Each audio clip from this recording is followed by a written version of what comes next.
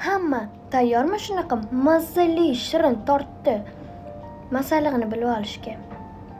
Hamma tayyorlansin va ketdik. Tuxum, un, shakar.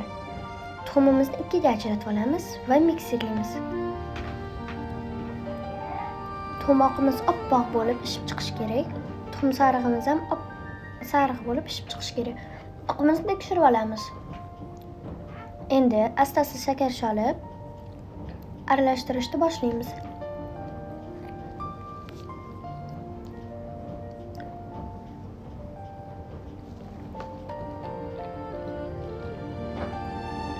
Endi tuxum sarig'i bilan tuxum oqini qo'shib olib, ikkalasini bir-biriga aralashtiramiz.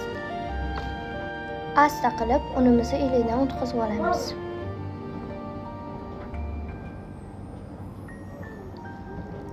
Oyim bu yerda zerikkanlardan menga yordamga kelishdilar va videoga tushmoqchi bo'ldilar.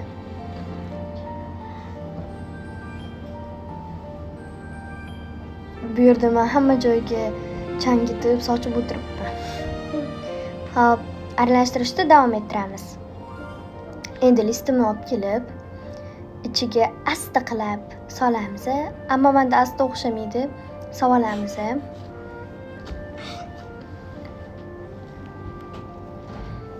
Endi qizimagan duxovkaga hazillashdim. Qizigan duxovkaga solamiz va tekshirib olamiz pishgandan keyin. Bizda pishmabdi. Pishirishni davom ettiramiz. Pishgandan keyin olib, chekkalardan kesib olamiz.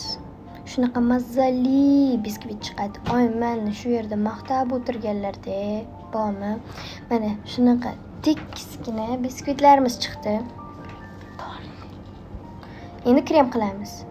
Qaymoq bilan zgo'shonkani mikserlaymiz. Qaranglar, shunaqa chiroyli, mazali krem hech kimda chiqmagan-a. Mikserlashda davom ettiramiz. Endi biskvitimizga propitka qilib olib, sirop bilan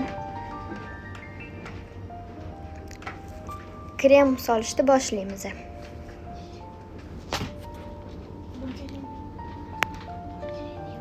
Undan keyin ustidan malina solamiz. Voy, shu malinani ko'rishdan yegim kelib ketyapti, bor-u. Endi keyingisini xuddi shunaqa qilib, ustidan shokolad va bananni qo'yib chiqamiz. Ustidan yana biskvit va ustini kremlab bezatishni boshlaymiz. Qaranglar, chiroyli chiqqanini.